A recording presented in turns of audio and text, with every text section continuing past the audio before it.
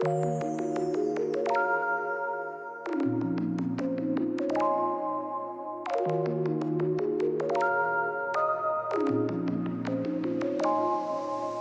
everyone, welcome back to Wix Fix. I hope you're having a fantastic day. In today's video, I'm going to show you how you can set your entire website sizing properties to the advanced one. Let's go ahead and get started. So here in Wix Studio, when we click an element, we have the regular Wix Studio sizing properties. Now this is really great. However, if you're like me and you come from Editor X and you're used to having those customization options for sizing properties, you would have to come up to the three dots here, turn on advanced sizing, and now you have these different options. However, if you want to do this for multiple elements on your website, this task of coming over here and turning it on for every single element can be quite monotonous. So recently, Wix Studio released a new setting that we can apply that will turn all of these sizing properties for the entire website over to the advanced one. So here is how you do that. So to enable this, all you have to do is come over to the Wix Studio logo. We can come down to View, and we can do sizing preferences. As of right now, it is set to set per element. However, if we say always show advanced, then no matter which element we